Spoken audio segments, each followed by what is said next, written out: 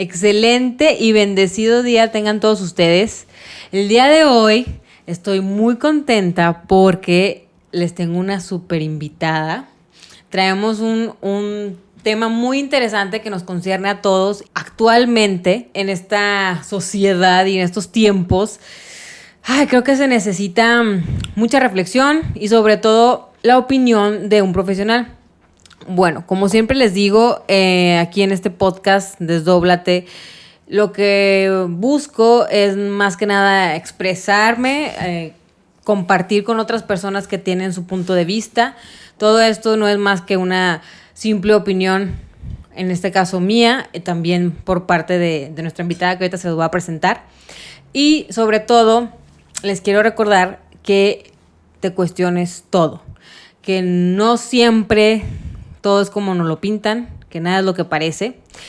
Y por eso hoy quiero hablarles del tema de la educación, de cómo estamos viviendo actualmente con nuestros niños, nuestras futuras generaciones, el futuro ahora sí que de México y del mundo, después de esta pandemia, o más bien todavía estamos en la pandemia, mejor dicho, cómo lo estamos viviendo tanto papás, maestros, y sobre todo ellos, los pequeños. Yo ya pasé al menos yo ya salí de ese sistema educativo y pues me salvé, por así decirlo, ¿no? Y hoy les traigo una excelente profesora. Ella tiene más de 40 años de experiencia. Es una mujer con vocación en su profesión, de verdad, se los digo porque lo sé. Y además de que es una excelente mujer, por supuesto. Y hoy aquí está nuestra invitada Miriam Garza Méndez. Quiero que nos platiques un poquito, Miriam, ¿cuál es tu opinión sobre lo que ahora se está viviendo con esto que, como ya mencioné, que tuvimos que hacer, ¿no? Para poder continuar con la educación de los niños en casa, todo esto en línea. ¿Cuál es el otro lado de la moneda de esto que estamos viviendo que creemos que es bueno, o que nos dice el sistema que es bueno, que es lo adecuado? ¿Tú qué es lo que piensas? ¿No nos puedes compartir? Bueno, pues primero, buenos días a todos. Mucho gusto de estar aquí en tus videos, en tu temática, y me gusta mucho que te involucres en este tema tan importante, sobre todo pues por lo que atañe a los niños, ¿no? Que como dices tú, pues es el futuro del mundo, no nada más de nuestro país. Claro. Entonces, bueno, en lo que yo te podría contribuir con mi experiencia, que a pesar de que ya me jubilé hace muchísimos años, sigo activa, sigo trabajando con alumnos, con pequeños, y bueno, siempre trabajé con niños chiquitos, de primero y segundo año principalmente, y bueno, también un poco en el área de los adolescentes, ¿no? En la secundaria, llegué hasta prepa y luego alguna vez trabajé en la universidad. Pues cuando los tiempos, pues no es que fueran mejores, pero eran diferentes. Exacto. Sí. Yo trabajé en los dos ámbitos, en las dos caras, ¿no? En la periferia de aquí pero inicié mi carrera en Monterrey, después me vine aquí. Trabajaba en la periferia, es decir, con niños de muy bajos recursos, y también trabajé en el área de los niños privilegiados, entre comillas, ¿verdad? Okay. Digamos, chicos niños Colegio Los Ángeles, niños Colegio... O sea, escuelas Cumbres, privadas. Escuelas privadas, todas las escuelas privadas casi que recorrí. Que bueno, de todo se guarda cosas y experiencias y aprendizajes muy buenos, pero vamos a retomar esto de cómo está impactando esto de la pandemia. Yo no sé si realmente, para empezar, como dijiste, esa es mi opinión muy personal, ¿verdad? Se le debiera llamar pandemia, ¿sí? Uh-huh. Desde el momento que llamamos algo pandemia, es un efecto muy trágico, ¿no? Es una palabra muy fuerte, cargada de un significado, donde si hablamos de la pandemia de la gripe española, por ejemplo, pues eran miles y miles y miles y miles de muertos diarios. Si hablamos cuando entró la viruela al país, en la época de la colonia y todo esto, pues esas eran realmente pandemias, ¿no? Claro. Entonces, ahorita creo que no se ha llegado a esos números, afortunadamente. De todas maneras, pues ha impactado de una manera tremenda.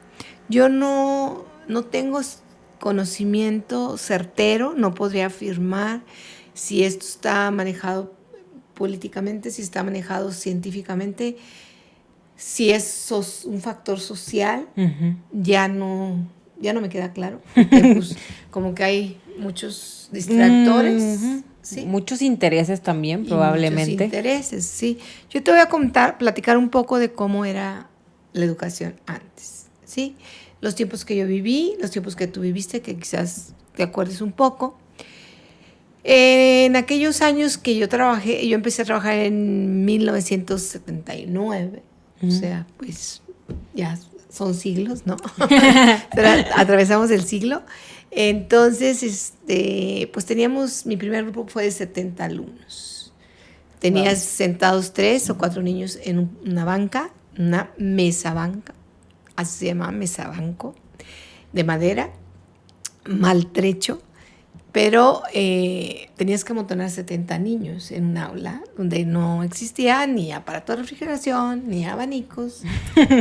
Muy a fuerza se abrían las ventanas, porque eso te estoy hablando en la periferia. ¿Por qué? Pues porque eran lugares donde existían muchos bandidos realmente, mucha gente malita, y bueno, pues se robaban las cosas, y entonces las escuelas eran así como reclusorios, ¿no? O sea, tenían rejas y luego que la ventana se atoraba y todo ese rollo. Y pues ahí entre sangre, sudor y mocos, ¿verdad? Y también lágrimas, porque los niños lloraban mucho en esa época, porque no había kinder obligatorio. Los niños que cursaban el kinder eran muy, muy raros. Entonces, su primer desapego de la mamá era la escuela primaria. Okay. Entonces, tu maestra eras la segunda mamá, tu escuela eras la segunda casa, o la mitad del tiempo que permanecían los niños ahí era como su segundo hogar, ¿no? Entonces, era muy diferente el tiempo, la época. Los niños pues llegaban muchos descalzos, como te digo, literalmente había pues los niños con escurrimiento nasal, mocos literales, o sea, muchos piojos en la periferia, y pues los niños se contagiaban de piojos, de gripe, entrando casi siempre de Semana Santa, pues venía esto de la varicela, y todos los niños se enfermaban, se contagiaban unos a otros. Empezaba uno y ya sabíamos que a las vueltas de 2 semanas teníamos 45 niños infectados, ¿no? Pero pues tenías 70, tenías 55, tenías 65 alumnos en un salón. Luego ya fue avanzando la normatividad. Oye, pero, perdón que te interrumpa, pero por ejemplo en este caso el contagio de la viruela, yo en podcast pasados les hablaba precisamente de esto, de cómo hay una inmunidad de rebaño, que esto se genera de esta manera, que incluso a veces nos decían a nosotros de que llévalo a la guardería o llévalo para que de una vez le dé papera, sarampión. Exacto, para que le dé y ya se vuelva inmune, ¿no? Era pues medicinal. Era parte de la vida, porque al final de cuentas los niños seguían, ¿no? O sea, así es. Entonces, haz de cuenta que nosotros ya sabíamos el único riesgo que se corría ahí, y fíjate que era bien curioso, yo me pongo a pensar ahora cómo los maestros estábamos tan expuestos. ¿Por qué? Porque había maestros que no les había dado varicela de pequeños, que no les había dado nunca herpes, por ejemplo. A mí me llegó a dar herpes porque los niños estaban beso al irse o al llegar. Los niños generalmente tenían aftas, eso se daba en la primavera, ahí por el mes de marzo, ¿no? Y pues al darte el beso y despedirse, pues entonces te contagiabas tú del herpes. Las maestras, pues con el tiempo nos dimos cuenta que decían, porque pues ni lo sabíamos, que las maestras embarazadas estaban en contacto con un niño con varicela, que el bebé, que iban a ser afectados. Pero en esas épocas no existía ni el ultrasonido, no existía nada de eso. Entonces, pues no tomábamos esas medidas. Yo literalmente te lo digo y así fue. O sea, yo nunca pensé ni me pasó por la cabeza voy a tener hijos enfermos. O sea, yo iba embarazada, estuve con niños enfermos, con niños muy pobres, niños muy sucios, niños muy limpios, niños ricos, niños pobres, de todas las todas las clases. De toda la mata había. De toda la variedad. Y fíjate que nunca me pasó nada extraordinario. Creo que lo más extraordinario que me pasó fue que me hice inmune a muchísimas enfermedades. Sí es verdad que te enfermas, pues yo veía a mis compañeras. Yo creo que yo nací, siempre digo así, con el gaznate curtido, porque yo ni siquiera me enfermaba de la garganta. Yo creo unas 3 veces en más de 40 años me hice ronca. Nunca me hice ronca. Nací para hablar. Sí. Ya sabes que siempre me decían que era una taravilla. Yo hasta me acabo de enterar apenas que es una taravilla y me encanta porque es un pajarillo muy hermoso. Pero yo no sabía que era una taravilla. Entonces, pues bueno, hablar se me daba, repetir mucho porque con los niños hay mucho que repetir. Entonces, para no salirnos tanto del tema y cómo impacta, ¿no? O sea, yo recuerdo esos tiempos en que no había agua en las escuelas. A veces teníamos que dar la salida antes de tiempo porque los baños era insoportable, el calor terrible, el sol pues siempre ha sido el sol, hay mucho sol en Torreón, ¿no? Y es muy seco y lleno de tierra y todo lo que tú quieras. Ciertamente yo siempre mi salón lo tuve muy acondicionado, pero porque yo así quería. Te estoy hablando de la periferia. Y en las escuelas particulares, pues que yo recuerde, no teníamos aparatos de refrigeración en aquellos años. Ya en los tiempos ya más modernos, estoy hablando ya como el 99, por ahí, pues ya se hizo como que más obligatorio, ¿verdad? Yo fui maestra de pizarrón y gis. O sea, nada de que pintarrón y no. Qué padre. O sea, era de pizarrón, el primero de piedra, que era una pared literal pintada de negro. Ya cuando tuvimos aquella pizarra verde, o sea, ya era la tecnología ultra mega. Súper mega moderno y padrísimo.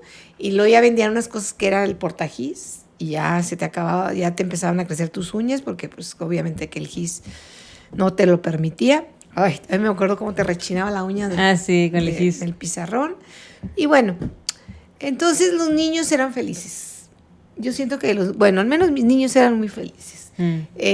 Lo sabía que hacían los trabajos tirados de panza y otros porque sentados en el pupitre, en el banco, los bancos bien incómodos. Entonces, pues yo siempre les di esa libertad de hacer con que trabajaran a gusto, pero que lo hicieran. Los papás no tenían el temor de que si salía el niño se lo iban a robar o que si salía el niño a jugar, pues se le iba a pegar a alguna cosa, ¿no? O que se iba a caer. Sí, o que... No, eso, los papás eran otro tipo de papás. Eran unos papás, porque yo también me cuento entre sus papás, de otra época. ¿Más desapegados? ¿Cómo lo escribirías? No, éramos unos papás que confiábamos, ¿sí? Tú confiabas a tu hijo al maestro o a la maestra y hasta le decías, usted encárguese de él, maestra, y aunque me regrese los puros pellejos, pero edúquemelo.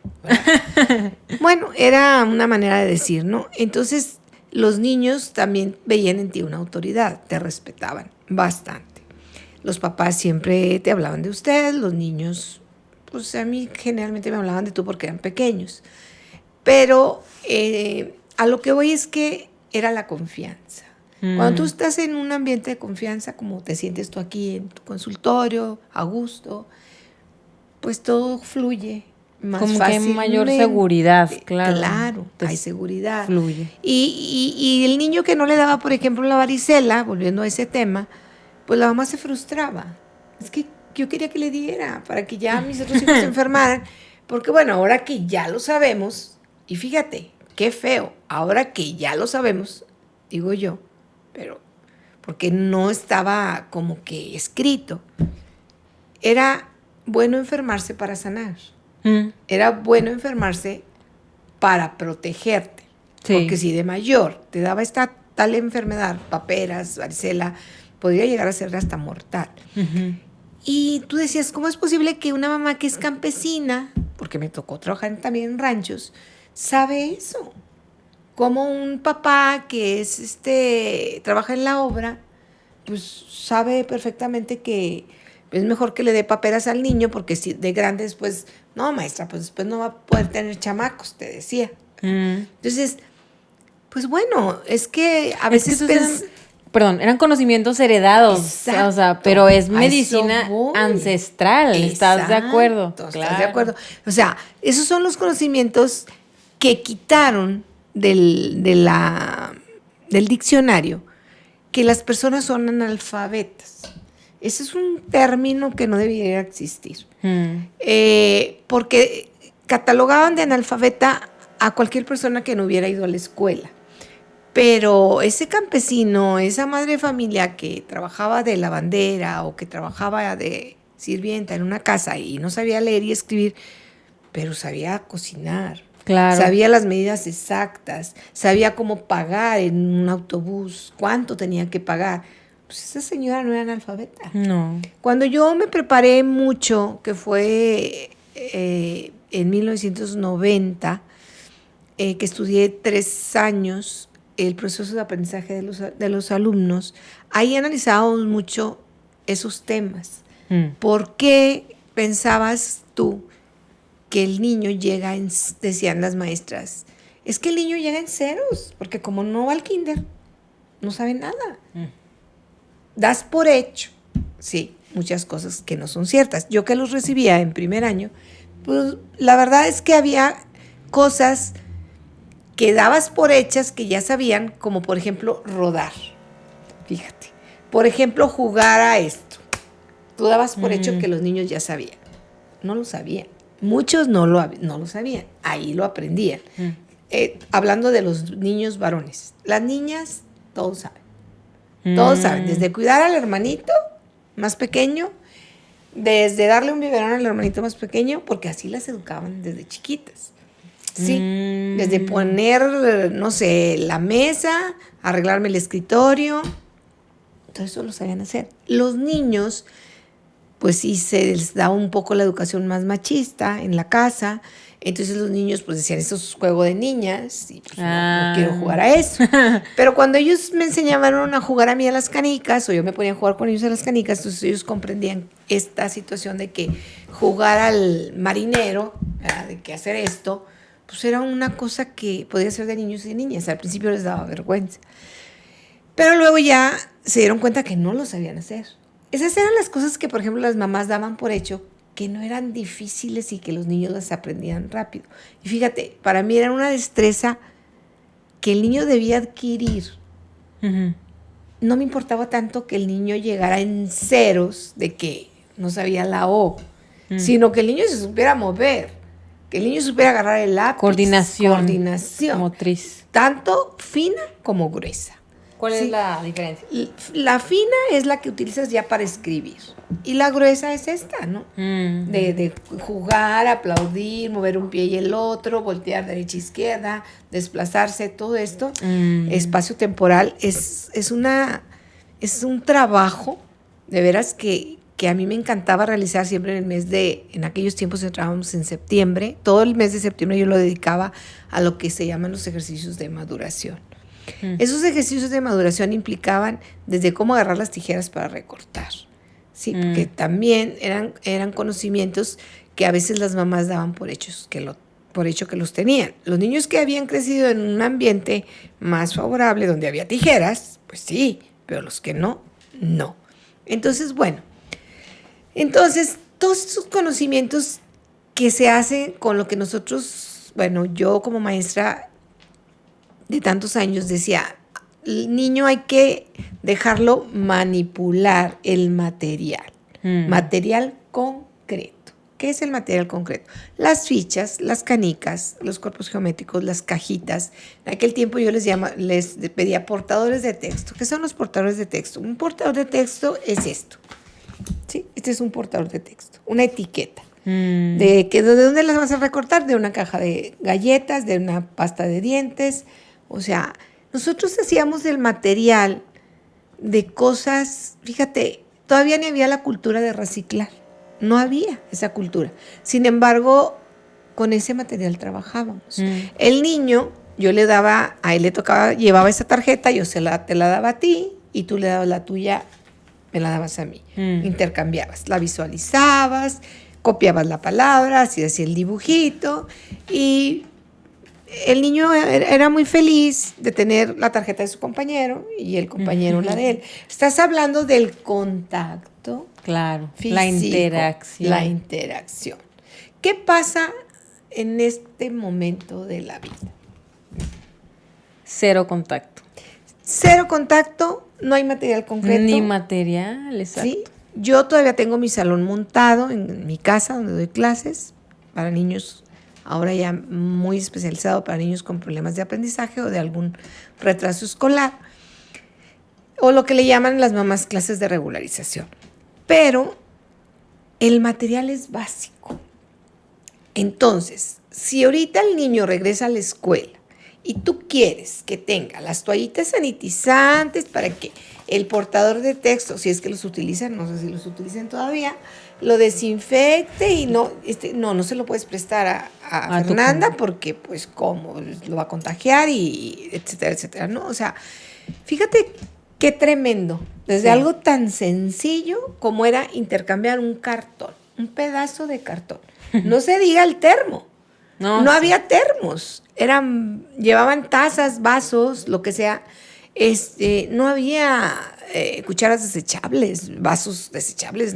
Era muy raro que el niño trajera un termo. Sí, claro. Sí. En mi tiempo se usaban las cantimploras, unas cosas de plástico, sí, como usan los exploradores, y todos nos pasábamos la botella. Y no había problema, ¿verdad? Entonces, ahorita, pues a mí sí me da mucha tristeza. Los niños con los que estoy trabajando actualmente, que están yendo a clases así ahora ya nueva palabra, híbridos, se me hace muy absurda esa palabra, no sé por qué la aplican al sistema educativo, pero bueno, así la están aplicando. Es que estamos en sistema híbrido, o sea, ¿cómo híbrido? No, pues que vamos 2 días y 3 no, o que vamos 3 horas y 2 no, y así se intercambian. Bueno. Hay que adaptarnos a todo. Yo no sabía ni qué quería decir esto, o sea, en qué contexto lo estaban utilizando. Entonces los niños están en la sana distancia, con el cubrebocas puesto, no se puede intercambiar el cuaderno. ¿Cómo impacta eso? Bueno, yo, desde mi punto de vista, con los niños que tengo un caso. Hay un niño que es cero empático. Le tocó entrar a primer año y ¿cómo le enseñas a un niño virtualmente a agarrar el lápiz? O sea, que alguien me explique. Sí, sí. ¿Cómo le dices al niño que en la tierra, porque salíamos literal al patio, a la tierra, a dibujar con un palito las letras? Y le encantaba. Llenarse de tierra. Y luego mojábamos la tierra. Anda, qué padre. Y luego ahí en el lodito hacíamos las letras. Eso era maravilloso. Muy diferente a hacerlo en el cuaderno. Le gustaba más hacerlo en el piso. Pero para mí era lo mismo. O sea, para mí lo importante era que aprendiera a trazar. Claro. Y lo hacía ahí, en la tierra. Sí. Ahorita, ¿cómo? No, y deja tú también... los niños aprenden mucho por imitación, ¿no? Está comprobado científicamente que no es... El maestro somos un mero conductor. El alumno aprende y que me lo rebata cualquiera, yo se lo documento, ¿sí? Por la influencia tuya, del compañero, del que tiene 6 años como él, ¿sí? Entonces, cuando yo estudié, es muy interesante el proceso de aprendizaje del alumno.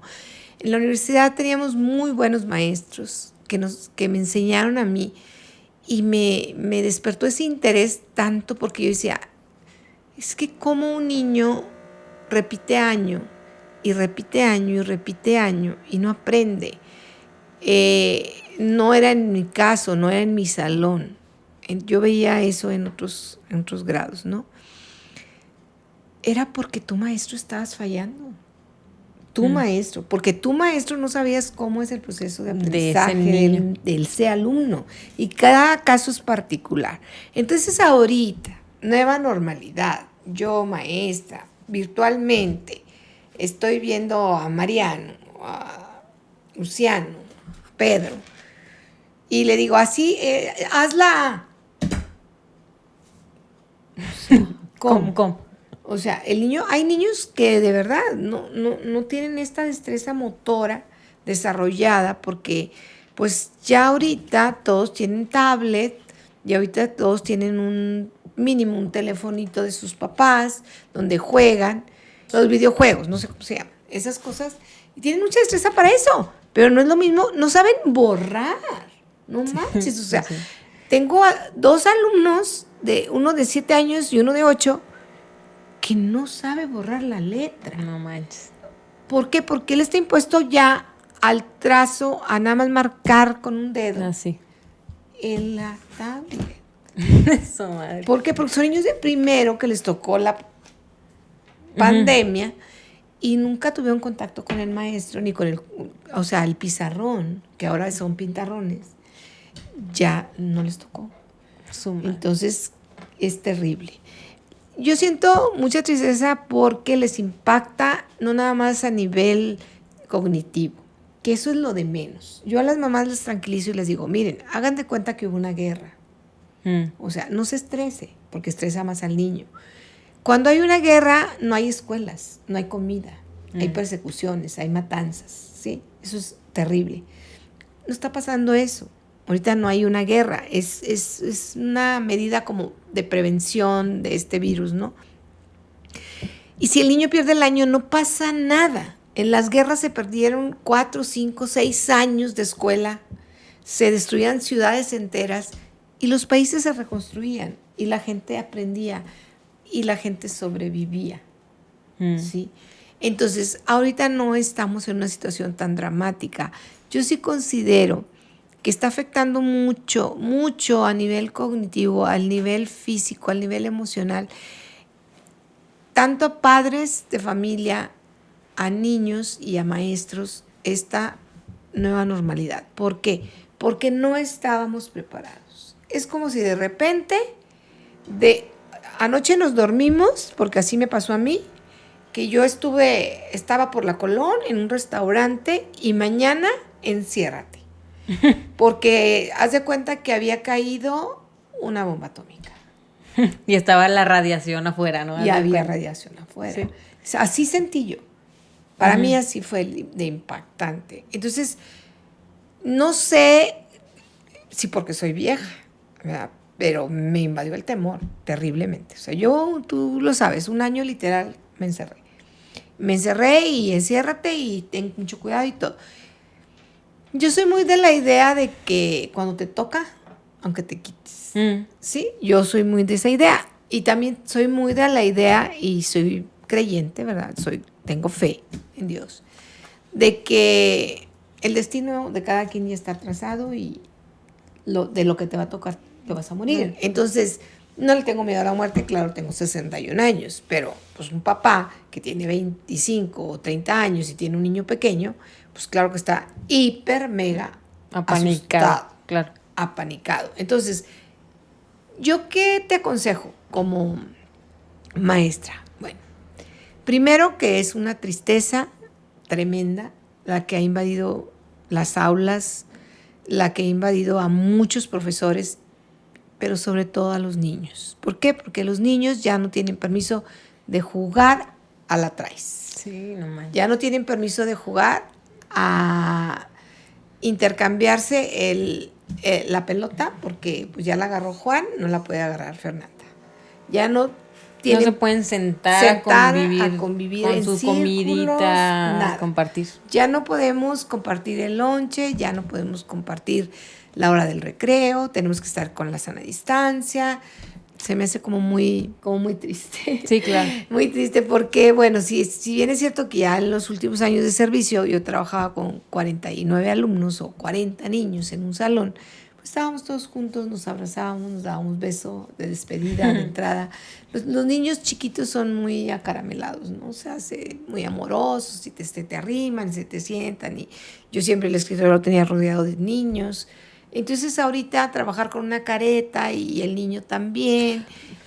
Fíjate qué importante, por lo que mencionaste al inicio, y ahorita lo que lo vuelves a mencionar, de esa necesidad de los niños de 6, 7, 8 años, y como ya les he mencionado otras veces, nosotros, nuestra personalidad, nuestro carácter se forma de los 0 a los 7, o sea, son Totalmente. edades clave para nuestro desarrollo como adultos, psicológico, emocional, ¿no?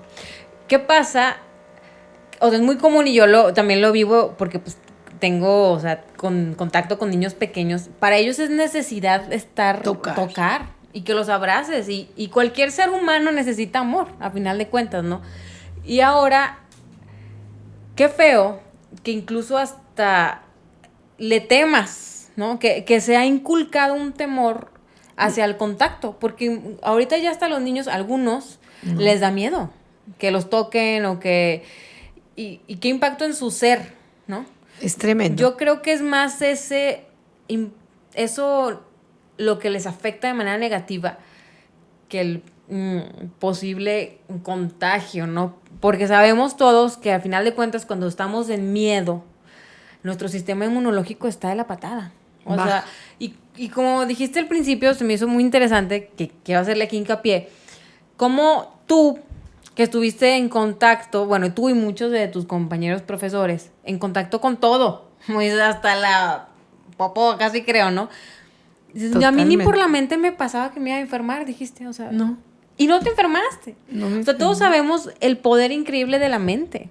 O sea, de verdad, y no es algo que lo esté inventando, que se me ocurrió, que ni es de escépticos, ni tiene nada que ver con esoterismo. El cuerpo cree lo que la mente le dice. Totalmente. Y lo podemos ver con especialistas como Dr. Joe Dispenza, Bruce Lipton, Greg Braden.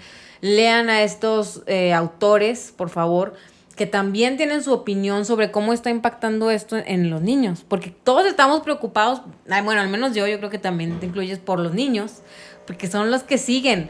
Porque nosotros tuvimos una infancia muy distinta. Privilegiada. Y aún así, andamos empinados y cagándole en la vida por tonterías X o Z, por malas percepciones que tuvimos, no sé. Pero ahora imagínate que ya ni siquiera, o sea, ya es como podría decirse hasta ilegal, el contacto físico. No sé si tú hayas leído o hayas visto alguna vez que los niños que nacen, que los abandonan y que quedan en un hospicio o en un orfanato, que son niños que nunca son abrazados, que nunca son cargados, que son cuidados ahí, entre comillas, por personal de equipo de trabajo de esas instituciones, pues son niños que crecen así, en un grado de indefensión, ¿no? Porque son niños que nunca sintieron el amor y también crecen con cierto rechazo a ser tocados. Uh-huh. Experimentan temor y son poco expresivos, son poco afectivos. Y esto es por el miedo y el abandono que sufrieron de pequeños, porque el abandono de la madre, si bien es cierto que fue cuando ellos nacieron, no eran conscientes, eso creemos, pero el abandono de la madre es terrible. Hay un autor que no recuerdo ahorita el nombre que dice, y con mucho conocimiento de causa, dame un niño desde que nace hasta los 7 años y yo respondo por él cuando tenga 20. Sí. Yo soy totalmente creyente de esa situación. Si tú formas a esa criatura con amor, le das su tiempo, su espacio, le das seguridad. Claro. Le das confianza. Le das todos los elementos que ese niño, cuando sea adulto, va a poder transmitir a los demás. Va a poder ser un niño. Nadie somos normales. El término normal es irrelevante. Es muy relativo. O sea, eso de normal no me checa a mí, me choca. Entonces, pero va a ser un niño que se va a comunicar. Se va a poder integrar a la Se sociedad. va a integrar. Va a tener más herramientas simplemente, Así ¿no? es. O sea, de Así herramientas es. emocionales. Así es. Fíjate, yo considero, ¿no? De por sí. El sistema educativo no nos enseñan mucho de la vida, que es algo que yo también estoy... Y Totalmente. ya hablaremos en otro podcast de eso, que se me hace muy, muy interesante, que hace falta, ¿no? Que es prepararte para la vida. Es muy importante. Y fíjate, o sea, nosotros no tuvimos esa educación, ¿sí? En casa también era muy complicado porque tampoco nadie nos enseña a ser papás, porque los papás tenían que trabajar por X o Z. Y nos sentimos como adultos, yo mi generación que tengo 30 años, a veces que me falta herramientas, que no tengo la suficiente inteligencia emocional, que, no sé, juzgo X, Z, ¿no? Todas estas cosas que nos pasan de nuestras crisis existenciales. Imagínate si nosotros que tuvimos esa vieja escuela, ¿no? Esa vieja manera de ser en la que yo podía salir a la calle. Tenías amigos. Tenía amigos en la calle, salía a jugar fútbol, hacía esto, hacía lo otro. Podía ir a bailar. Vivir. Ibas a bailar. Claro. O sea, recibías cariño, los profesores pues te abrazaban. O sea, todo eso que tiene que ver con experimentar la vida a través de tus 5 sentidos. ¿No? De disfrutarla, de tener experiencias de todo tipo, desde caídas hasta peleas, lo que quieras, pero experiencias, ¿no? Que te van haciendo aprender. Lo que pasa es que, acuérdate, todo lo que implica ser niño, adolescente incluso, hasta en la universidad se aplica. Hay que desarrollar la parte lúdica, el juego. Cuando el 100%. Niño aprende a través del juego, todo es mucho más sencillo. Cuando el niño aprende, como decías tú, por imitación, más que por imitación, podríamos llamarlo con un término un poquito más exacto, es por la influencia. Fíjate cómo se da esto. O sea, tú como maestro debes de saber que al niño... Erróneamente, hace muchos años, los maestros decían, la fila de los burros y la fila de los listos. Terrible error garrafal. Siempre a los niños hay que sentarlos por niveles próximos. ¿Qué quiere decir eso? Tú sabes mucho, yo no sé nada, según la maestra, ¿verdad? Uh-huh. Porque el que dice es que no sabe nada, sabe cosas que el que sabe mucho no sabe, ¿sí? Entonces, la influencia tuya es de que tú eres muy, entre comillas, muy listo, porque ya sabes leer, y yo, Miriam, no sé leer. Entonces, yo aprendo de ti a leer, pero ¿qué crees? Que tú aprendes de mí a ser una niña calladita, portadita, bien portadita, educadita. Porque, pues, como tú eres muy lista, eres muy soberbia. Y hablas y así. Y no tienes valores, ¿sí? Porque te crees como que la mejor. La mejor. Entonces, tú haces por el otro, le ayudas a que aprenda a leer, porque el otro se está fijando cómo le estás haciendo, y tú le aprendes a él ese valor, ¿verdad? De ser una persona... ¿Humilde? De ser una persona paciente, porque el que acaba rápido se impacienta, se desespera. Entonces tu maestra debe ser tan inteligente para decir, ¿sabes qué tú, Fernanda? Que tú ya sabes, tú eres bien lista, tú le vas a trabajar el ego. Y le dices, ayúdale a Miriam, ¿sí? Y a Miriam le dices, anda, ¿qué crees, Miriam? Fíjate que Fernanda, ya ves que es bien desesperante, acaba bien rápido y no nos quiere ayudar. Tú haz que sea un poquito más tranquila, que te ayude para que haga las cosas más despacio. Enséñale a hacer las cosas despacio como tú las haces. Entonces, el, entre comillas, burro, que no es burro, simplemente es un niño que lleva un proceso de aprendizaje más rezagado o más lento, porque así es su proceso, ¿sí? No todos aprendemos igual, es como las manzanas, no todas maduran al mismo tiempo. Hay unas que se caen primero, claro. ¿sí? Pero la gente no lo entiende. Las nuevas generaciones de maestros no lo entienden. Menos. ¿Y qué hacen? El niño tiene que ir a un psicólogo, el niño necesita medicación. También eso es un tema muy importante que habría que abordar bastante. Pero bueno, entonces, esto de sentarlos así juntos y tener esta proximidad de compartir los conocimientos, los valores, las vivencias de uno y del otro, también ya se perdieron. Luego, los papás en la casa, con esto de la pandemia, trabajando virtualmente en casa, eso que home office o no sé cómo se dice, están bien estresados, bien histéricos, están muchos rompiendo los matrimonios, están otros sin empleo, la crisis se está pegando muy duro. Entonces se vive un ambiente muy tenso.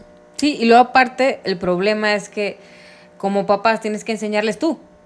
Porque como decías, ¿cómo le enseña a la maestra a través de una pantalla a agarrar el lápiz? Y ahorita se está dando un fenómeno que acabo de hablar con mi hermana. Muchos de los que están al pendiente de los niños son los abuelos. Si a mí me das la computadora, yo no sé, y soy profesora, no sabía ni que se tenía que conectar al internet para que jalara, ¿verdad? No tenía idea, nadie me lo dijo. Claro. Yo soy de arrastrar el lápiz, ¿no? Yo soy de lápiz y papel. Entonces, pues me dijo mi hermana, Miriam, yo ya aprendí hasta a subir las tareas de Luciano a la plataforma. Nomás es cosa de que te propongas. Le dije, a mí ni me digas eso. Que yo no sé ni qué es eso de la plataforma.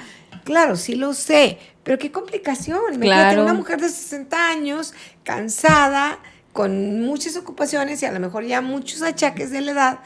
Y aparte tiene a 3 criaturas ahí, o 4, todos los nietos, todo el nieterío, uno de primero, uno de segundo, uno de quinto, uno de secundaria, y todos están, o sea, todo esto a mí se me hace terrible. Claro.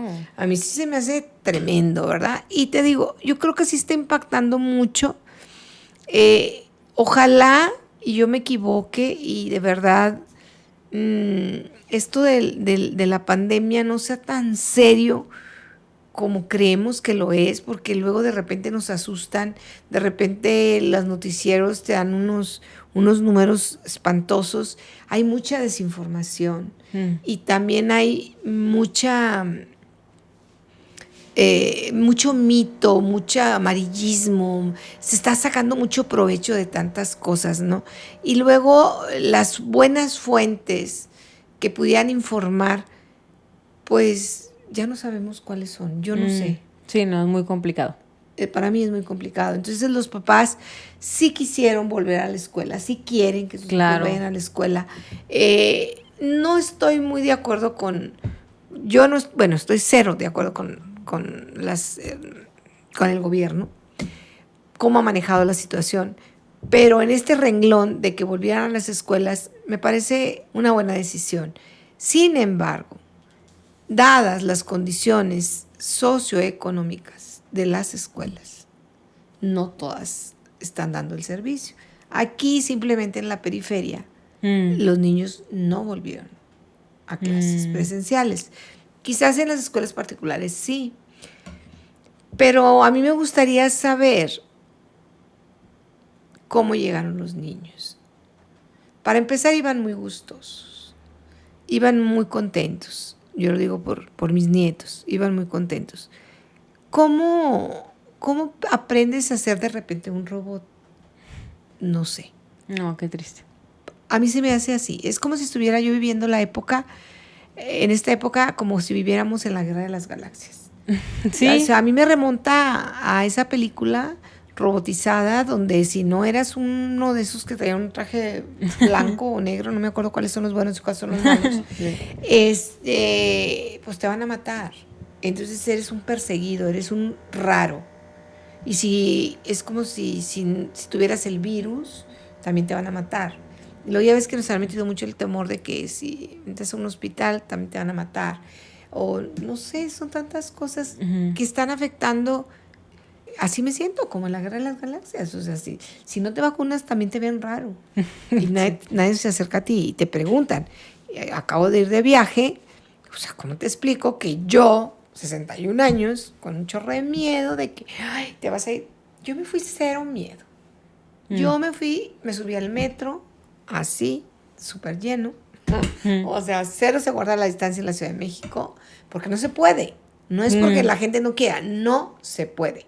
Sí, no se puede. Me subí al metro, me subí a un autobús, me subí a un taxi, anduve en los mercados, anduve en los pueblos mágicos. Ciertamente todos traíamos cubreboca, algunos sí, algunos no. Yo las más de las veces no. No. ¿Por qué? Porque eran lugares abiertos. Los demás estaban cerrados. ¿Sí? Para subirte al avión.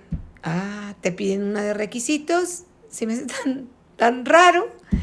Y yo encaretada y doble cubrebocas. Y te sientan de 3 juntos.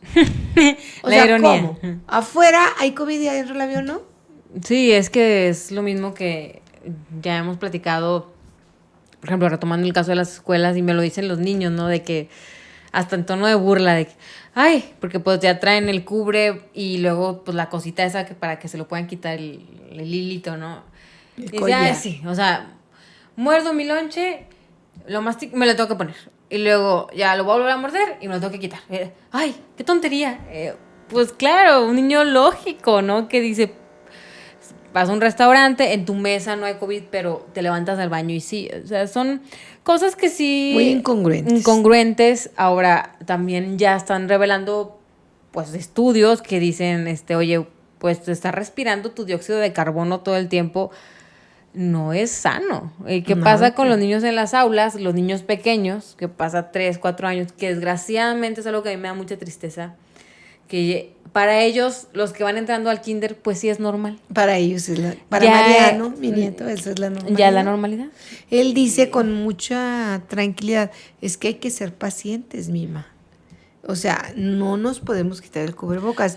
Imagínate. ¿Cómo nos adoctrinan? Te adoctrinan. Es por eso te decía yo de la Guerra de las Galaxias. O sea, es como eso, ¿no? El adoctrinamiento militar, como claro. en la época nazi, como en la época... Esa frase que tú dijiste, dame un niño hasta los 7 años de edad, cero, es una frase, no recuerdo de quién, pero proviene de los jesuitas, porque ellos sabían bien que si tú le das al niño, y la iglesia lo dice también, de los 0 a los 7 años van a pertenecer a la iglesia toda su vida. Toda su vida. Y es exactamente lo mismo que sucede con la educación, ¿no? Con el sistema. Entonces yo me cuestiono, y esto también es mi opinión y son mis ideas, ¿no? ¿Qué va a pasar dentro de 20 años? Cuando los niños que ahorita están entrando a kinder, ¿no? Que tengan, o sea, para ellos va a ser, no se van a cuestionar por qué tienen que traer un casco, no sabemos a qué nivel puede llegar, ¿no? Porque tienen que traer un casco, porque las relaciones tienen que ser virtuales, incluido las relaciones hasta sexuales, desgraciadamente, o sea, porque ya todo es en casa, porque ya no existen, porque vamos a eso, también vamos a que se destruyan la identidad, la institución tal cual, y todo lo pueden hacer desde casa, porque al final de cuentas, pienso yo, digo, al fin, el sistema, el gobierno, quien quieras, imagínate cuánto se puede ahorrar en material, en edificios, en empleos, el intendente, el profesor, porque un solo profesor te puede servir para N cantidad de escuelas, porque lo puedes transmitir a través de una pantalla, ¿no? Todo esto yo es algo que invito a la gente a que se lo cuestione, porque creo que de alguna manera nos deshumaniza. Bastante. Nos quita ese tacto. O sea, a mí no se me hace padre que luego el niño, si no tiene amigos en Roblox, o no tiene amigos en Fortnite, se deprime. O sea, o sus amigos son así, no son virtuales. Ya no es salir a la calle, jugar fútbol y actividad física, en donde todo eso también te sirve. ¿Ve cómo está impactando eso? Por ejemplo, los niños se han vuelto pasivos. Sí, sí. Los niños se han vuelto esclavos de esto, ¿no? De la tablet, no hablan. Adictos completamente, no hablan con sus papás, no hablan con sus hermanos, cada uno está en un cuarto, cada uno le tiene que comprar su computadora porque si no es un peleadero. Y son cosas que no existían en la época que yo trabajé. Entonces esto sí me viene a mí a dar muy duro y muy fuerte, sí siento yo así como si estuviéramos en una guerra. Es que sí es como una guerra. Pero sin armas, Sin ¿no? armas, pero es peor. Son las armas más porque fuertes. La guerra psicológica es tremenda. Claro. Y tú sabes que el inconsciente es muy inocente. Y el subconsciente también. Todo se lo cree. Todo. Sí, entonces si tú le dices al niño que de esa manera es como hay que ser, pues así va a ser. Yo veo hay mucha resistencia de algunos maestros, he oído, y también he visto que otros maestros muy cómodamente Claro. están muy a gusto y claro, yo sé que les está costando esfuerzo a algunos, a los que se están aplicando, de revisar y de que el niño esté haciendo la tarea y que ahora dicen bueno, eso me estaba diciendo mi hermana, que tiene que estar el niño conectado a una pantalla de televisión grande para que la maestra lo pueda estar viendo, pero ahí la cosa, que no puede haber en la habitación donde está la televisión ni una cama, ni una mesa. Oye, pues no estamos hablando que todos viven en cumbres, no todos viven en La Rosita. En no residencias enormes. Sí, claro. o sea, en las villas. Entonces, ¿cómo le hacen los niños de la Unión? De los ejidos. ¿Qué me dijo el niño de Gaby ayer? De la muchacha que me ayuda en la casa. La maestra vale madre. Y ya no quieren, ya ni se conecta ni le manda tareas. Pues claro, el niño trae un celularcito de este tamaño, que es de la mamá, todo estrellado. Pues es que no veo nada, mamá, no veo nada. No entiendo. Entonces, pues ¿dónde está la preocupación del gobierno por esos niños? Claro.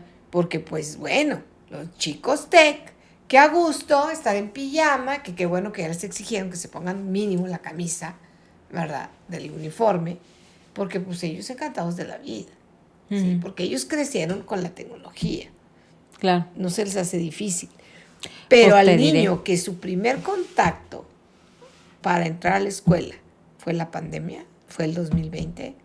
Sí, está muy complicado. Haz de cuenta que es como, ahora sí, ahí sí te la compro, te insertaron un chip y ya eres un robotito de 2020 hasta que se acabe la pandemia. Yo no sé si te lo van a quitar o no. No creo. No sé cómo explicártelo, pero es algo que te va a cambiar tu estructura mental en el sentido de que esta es la normalidad, como que dijiste veas tú. lo anormal. Lo raro. Lo veas normal, ¿no? Sí. Claro. Y fíjate que ahí sí, yo conozco varios niños de escuelas, de colegios privados, y a ellos también se la vieron mal, ya grandes. O sea, no a todos les gustó. Hay unos, claro que sí, como dices, en la comodidad, pero es una falsa comodidad, fíjate, porque ahora que ya pueden retornar al sistema híbrido así, muchos de ellos no quieren regresar porque les da miedo, porque no saben socializar, porque es que pues, socializan mejor por internet, ¿no? ¿Qué capacidades estamos perdiendo para socializar? Yo les decía, y esto estoy hablando de cuando, por ejemplo, salieron las redes sociales y el Facebook y el WhatsApp. A mí me encabronaba que simplemente costaba que un chavito te quisiera ligar por WhatsApp o, ay, te mandé un WhatsApp. Y dices, güey, ¿qué pasó? Hasta eso, el cortejo, lo bonito, hasta esas cosas se van perdiendo y cada vez es todo más superfluo, efímero, obsoleto, todo se vuelve obsoleto muy rápido. Y de la misma manera yo creo que lo estamos somatizando en la sociedad en la que todo va muy deprisa, nos aburrimos muy rápido, queremos todo enseguida y un consumismo excesivo, etcétera, etcétera, ¿no? Y creo que nosotros como adultos que estamos viviendo esta época, tú a tus 60, yo a mis 30, nos impacta de alguna manera psicológica, emocional, en todo, económica, todo. Imagínate a un pequeño, ¿no? Sí, eso es lo que te digo, o sea, ya implicaciones. Ya él va a crecer con otra estructura mental, que eso es a lo que a mí me da temor. Claro. A mí me entristece, ¿no? Porque pues yo pensando en mis nietos, en todos los niños del mundo, digo, ¿de qué manera ellos van a saber lo bonito que es de que la maestra llegaba y en la mañana le daban el beso al niño, pásale, siéntate, mi rey, un niño de kinder. Yo siempre tuve la costumbre de que cantaban cuando llegaban, y teníamos aquella banda, ¿no?, de instrumentos musicales, y se cambiaban los tambores, y acá estaban las claves, y acá estaban los triángulos, y pues las maracas y las sonajas, y lo que los chiquillos llevaran, ¿no?, y lo que yo tenía ahí, para hacer ruido, porque literal era ruido, y pues todos juntos, amontonados ahí en el piso.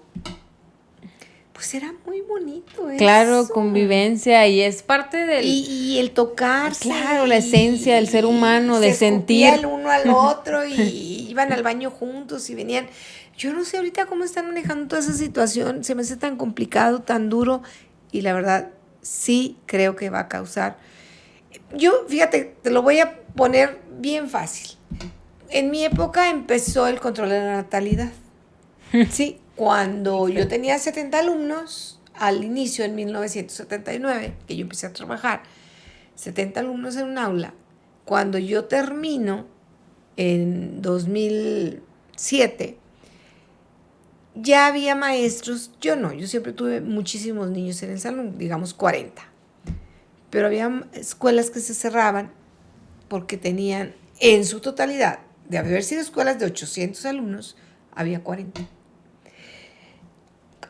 Empieza el control de la natalidad y los papás que sí se pusieron las pilas y ya no tenían 8 hijos, sino tenían 4 o tenían 2, pues al cabo de 20 o 30 años ya no había niños de primero. ¿Qué está pasando en Japón? Sí. Ahorita les están pagando hasta la universidad con tal de que los padres tengan otro hijo, cuando antes los castraron para tener hijos. Entonces, ok. Así es el ejemplo. O sea, fíjate cómo impactó. No impactó, como correctamente dijiste tú, no inmediato. 20 años después, ¿cómo va a ser Marian? Claro. De 4 años ahorita, que él trae un cubrebocas todo el día. ¿Sí? Entonces, ¿o qué va a pasar con la empatía, con el contacto íntimo, con la relación de interpersonales? La interpersonal, exacto. Eso sí se está perdiendo mucho. Para muchos, como dices tú, es una comodidad, porque hay niños que son muy tímidos y, por ejemplo, un alumno que yo tengo, él no quería volver a la escuela. Decía, ¿por qué esta escuela no es la escuela? Yo quiero que esta sea la escuela, porque tiene mucho temor de enfrentarse a todos los niños porque tiene problema de lenguaje. También esto es un tema muy difícil de los niños que tienen alguna dificultad en cuanto en el área cognitiva, porque la inclusión es algo que no se da. Dicen que sí, pero no los integran. No es lo mismo incluir que integrar. ¿Sí? Yo te puedo incluir en el grupo y ahí estás como tus muñecos que tienes aquí, ¿verdad? Pero una cosa es que estés ahí y otra cosa es que juegue contigo. Claro. Que hable contigo. Eso es integrarlo, ¿no? Entonces, pues ahora no se pueden integrar. ¿Por qué? Porque hay pandemia. Yo nunca he entendido ese fenómeno. ¿Por qué los judíos, que eran miles, no se unían? Sí. ¿Por qué no despertaban? Parecían, bueno, así los pintan en las películas, ¿verdad? ¿No? Como unos corderitos asustados que van al matadero. ¿Por qué no todos se envalentonaban y aunque mataran a 100, pues atacar al otro? ¿Por qué no se defendían? Entonces, así siento como que eran amaestrados. Claro. Y ahorita siento eso, claro, como un adoctrinamiento donde va a sobrevivir el más fuerte. Va a sobrevivir el que aprenda. Va a sobrevivir el que quiera sobrevivir. Y el que se quiera ser responsable, sobre todo de sí mismo, como bien Totalmente. dices. Y sobre todo no andar culpando a los demás ni andar juzgando. Yo creo que eso es lo peor que se puede hacer. Ahorita se está viviendo también mucho eso. Enseñar los valores reales. Yo creo que es lo que hace falta en casa. Enseñar lo que es la vida, vivir, el amor. No tanto los protocolos, ¿no? Porque ya es más, yo creo que los que se le impone a cada lugar que entres, la temperatura, el gel, creo que le estamos dando en la madre a los verdaderos valores que se dan en casa. Y es importante pues que despertemos. Y qué buen ejemplo diste ahorita de los judíos. Esto ya pues para cerrar, porque sí, definitivamente yo también lo he pensado en varios pueblos, pero fíjate que como bien ya hablamos, es un pueblo que estuvo programado, etiquetado. Y sigue. Sí, y eso es muy fuerte, porque nosotros le damos ese poder. Nosotros le damos ese poder a aquellos que nos quieren etiquetar como algo, ¿no? Al final, todos somos uno. Al final, venimos de donde mismo, somos seres Todos sintientes, somos la misma raza. Yo creo que se nos olvida nuestra esencia. Hay que tener más contacto con la madre tierra, que eso también es algo que nos quieren limitar, incluso los lugares, eso te carga de energía, los lugares sagrados, nuestros santuarios, las pirámides, todos esos lugares de conocimiento ancestral, hasta eso nos están limitando. A mí me parece algo increíble que nos limitan más entrar a una pirámide, poder tocar esos lugares mágicos, pero a un bar sí puedes entrar, ¿no? De todo. Pero de todo. Cuando yo le cuestioné al doctor por qué, si antes yo estaba en contacto con los niños y nunca me dijo, exactamente eso le pasó. Perdió la inmunidad que le daba el contacto con los niños. Hasta la energía, yo creo, y ¿no? La energía. O sí, sea, yo hasta 100%. Amibas tuve, tifoidea, brucelosis, me dio dengue, todo me dio en el 2008. Interesante. Sí. Y, o sea, ¿qué cosa? Yo, o sea, digamos, me faltaba llenarme de piojos. Porque ni de piojos me llené. Y los niños estaban literalmente llenos. Lo más triste de lo que a mí me ha pasado en la pandemia es que tuve que cerrar mis clases de yoga. Porque también damos clases de yoga. Bueno, pero ya estamos retomando. Ya las estamos retomando, aunque sea con la sana distancia, pero eso sí, sin cubrebocas. Sí, no, pues el yoga todo es respiración, imagínate. Todo es... Ay, no. Sí, prana. Entonces, claro, ese es el consejo más grande que yo les podría dar. Respiren. Claro. Respira. Hasta ese derecho nos están quitando. Sí, respira, siéntate, abraza a tus hijos, a tu esposo, a la gente que está cerca de ti. No tengas miedo al último respiro. Hay que respirar ahorita y aprovechar este instante que tienes. Pues mientras puedas abrir los ojos, respira. Claro. Y bueno, sin más, quiero agradecer, porque ya nos pasamos de la hora, es que estuvo muy buena esa plática y dará para más. Claro que invitaré más aquí a la profesora Miriam y decirles orgullosamente que es mi mamá. Ay, chiquita. Que es mi hija pequeña. Que admiro tanto. Ay, me acabo de llorar. Que admiro y que me encanta este tema porque la admiro en todos los aspectos, como mamá, como mujer, como amiga. Pero en esa área específica yo viví mucho su empeño, su pasión increíble. Hasta la fecha yo la recomiendo. Digo, o sea, mi mamá para enseñar es algo que te gusta. Sabe muchísimo, tiene una memoria increíble. Y sí, es cierto, como hemos comprobado ella y yo en la familia, que en la mente está todo. La actitud tiene muchísimo que ver si te enfermas, si no te enfermas. ¿Cómo ves la vida? Cámbiate los lentes, cámbiate el filtro. Porque... O quítate los lentes. Sí, quítatelos, cámbiatelos, velo. Hay que ver la vida con otros ojos y, como siempre digo, cuestiónatelo todo. Recuerda que la salida es hacia adentro. Gracias a ti, Ma. Muchas gracias. Te amo mucho y gracias por darme más. Mi primer respiro. Ay, mi reina. Te amo hasta el infinito. Ya lo sé. Y gracias a ustedes por estarnos escuchando. Nos veremos la próxima vez. Hasta luego. Gracias.